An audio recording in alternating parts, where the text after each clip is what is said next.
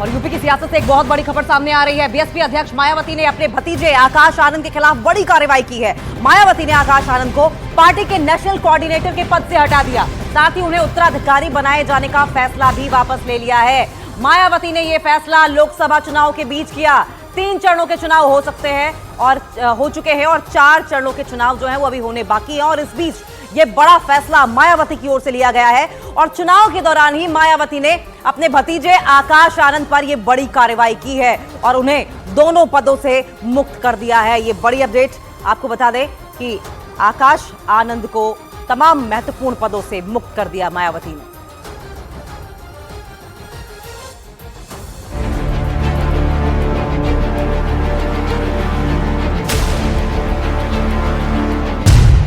चुनाव के बीच मायावती का बड़ा फैसला। आकाश आनंद को नेशनल कोऑर्डिनेटर के पद से हटाया। आकाश आनंद को उत्तराधिकारी बनाने का फैसला भी वापस।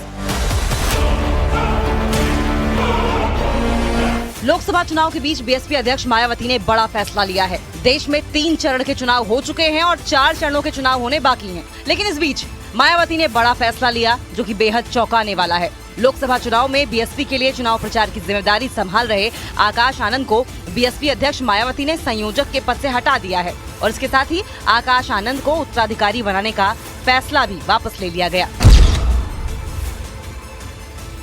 इसे लेकर मायावती ने एक पोस्ट भी किया जिसमें उन्होंने लिखा, श्री आकाश आनंद को नेशनल कोऑर्डिनेटर और अपना उत्तराधिकारी घोषित किया, किंतु पार्टी और मूवमेंट के व्यापक हित में पूर्ण परिपक्वता आने तक अभी उन्हें इन दोनों अहम जिम्मेदारियों से अलग किया जा रहा है।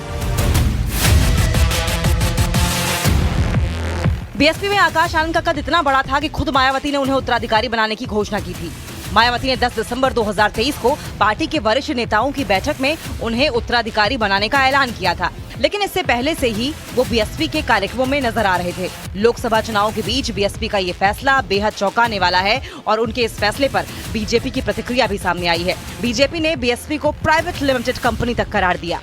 बहुजन समाज पार्टी को एक प्राइवेट लिमिटेड कंपनी की तरह चलाती है और इसीलिए जब जेल में आता है जैसे निर्णय करना चाहती है वैसा निर्णय कर लेती है, क्योंकि वहां तो एको अहम द्वितीयो नास्ति। मायावती जी जैसा चाहे वैसा निर्णय कर सकती है।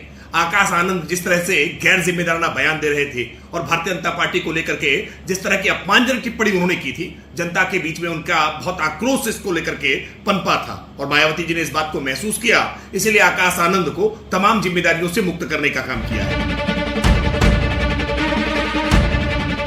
आकाश आनंद कुछ समय से पार्टी के चुनाव प्रचार से दूर रहे थे।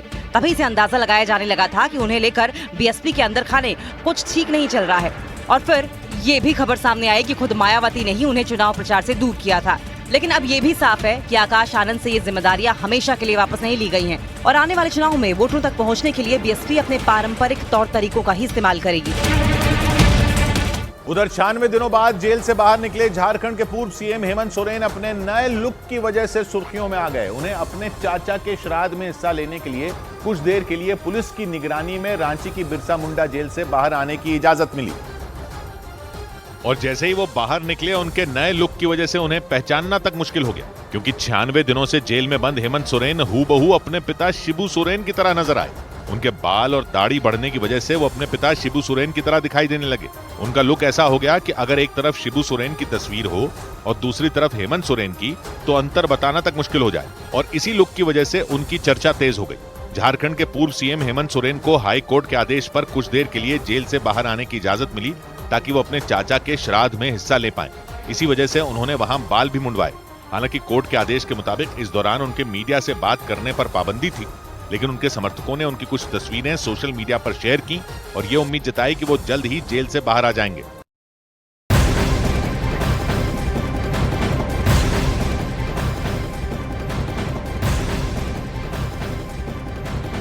सलमान खान की हत्या की सबसे बड़ी साजिश का एक पर्दाफाश हुआ है। सलमान के घर फायरिंग का मास्टरमाइंड आरोपी रफीक चौधरी को मुंबई क्राइम ब्रांच ने राजस्थान के नागौर से गिरफ्तार कर लिया है। आरोपी रफीक से पूछताछ में सलमान खान की हत्या की साजिश का पर्दाफाश हुआ। सलमान की साजिश पर आइए आपको दिखाते हैं न्यूज़ 18 इंडिया की एक्सक्लूसिव रिपोर्ट।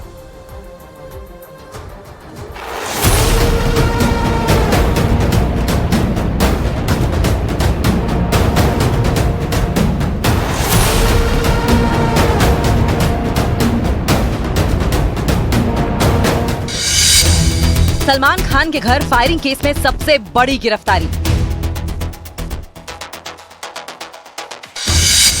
फायरिंग केस का मास्टरमाइंड पकड़ा गया।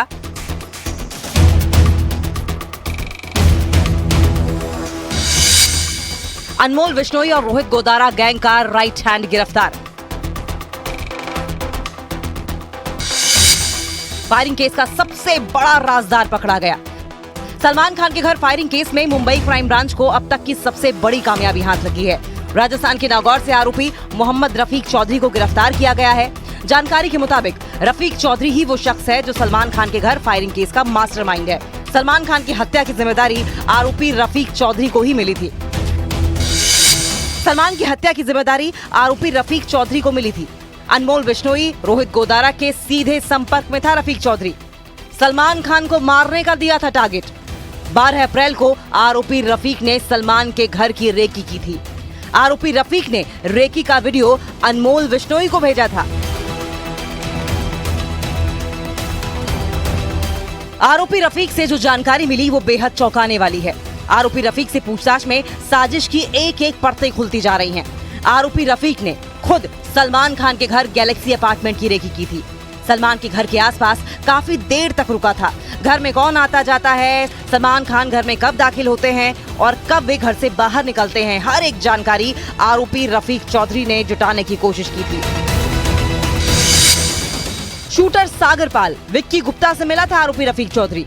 कुर्ला इलाके में हुई दोनों शूटर से मुलाकात। मुंबई क्राइम ब्रांच को लोकेशन सबूत के तौर पर मिले। शूटरों की गिरफ्तारी के बाद रफीक मुंबई छोड़कर भाग गया।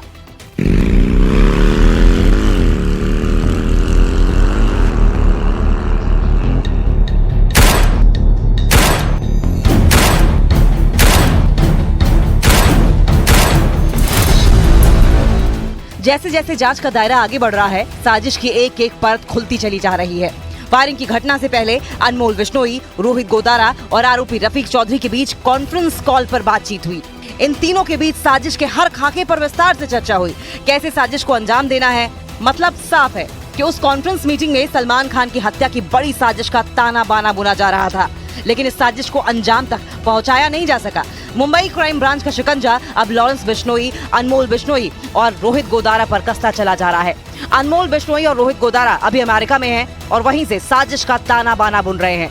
आगे इस मामले में और भी राजफाश होंगे।